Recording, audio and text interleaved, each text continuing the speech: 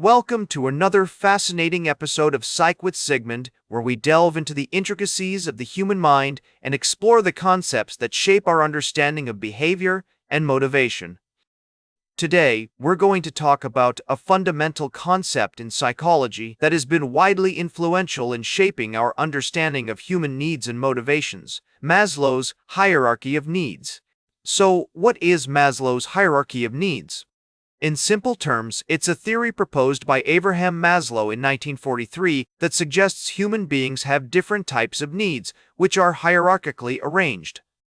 The hierarchy consists of 5 levels of needs, starting from the most basic physiological needs to the highest level of self-actualization needs.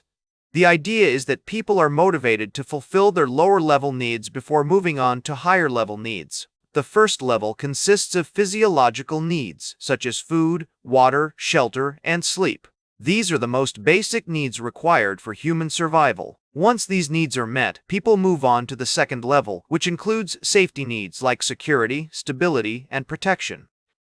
The third level is comprised of love and belonging needs, which involve forming relationships, feeling a sense of belonging, and being part of a community.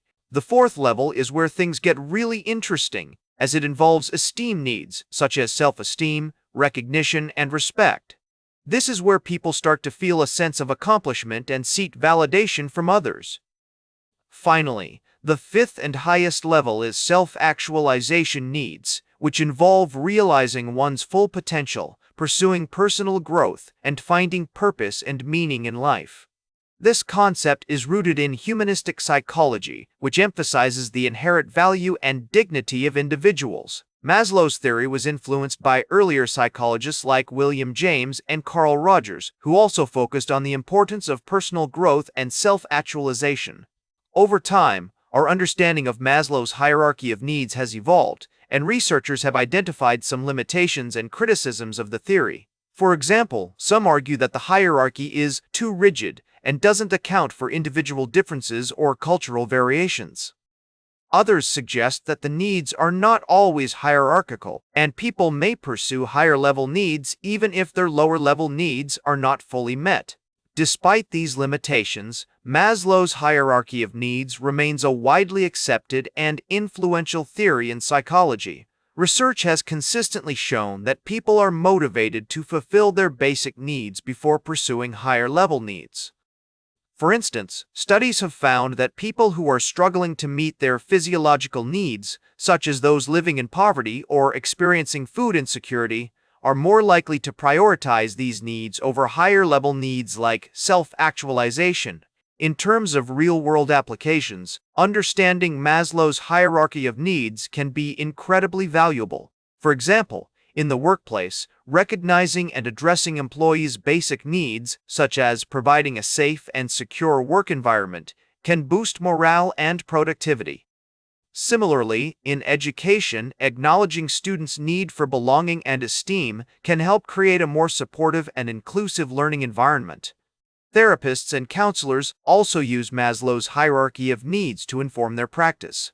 By recognizing the different levels of needs, therapists can help clients identify and prioritize their needs, develop strategies to fulfill them, and work towards self-actualization.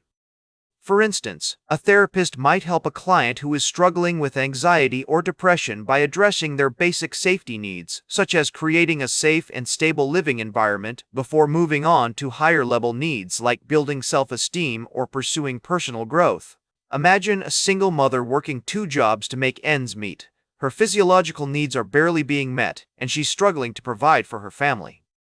In this case, it's unlikely that she'll be motivated to pursue higher-level needs like self-actualization or personal growth until her basic needs are met.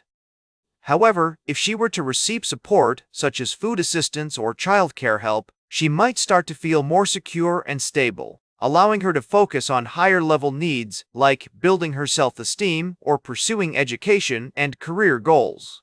In conclusion, Maslow's hierarchy of needs is a fundamental concept in psychology that helps us understand human motivation and behavior. By recognizing the different levels of needs, from basic physiological needs to highest-level self-actualization needs, we can gain insights into what drives people and how they prioritize their needs. While there are limitations and criticisms of the theory, it remains a widely accepted and influential framework for understanding human behavior. As we wrap up today's episode, I want to leave you with a thought-provoking reflection. While Maslow's hierarchy of needs provides a useful framework for understanding human motivation, it's essential to recognize that individual experiences and cultural contexts can influence the way we prioritize and fulfill our needs. By acknowledging both the universality and diversity of human needs, we can work towards creating a more compassionate and supportive environment that allows people to thrive and reach their full potential. Thanks for tuning in to this episode of Psych with Sigmund. If you have any questions or comments, please don't hesitate to reach out. That's a wrap. Remember to like, share, and subscribe. And until next time, may your ego find balance between pleasure and reality.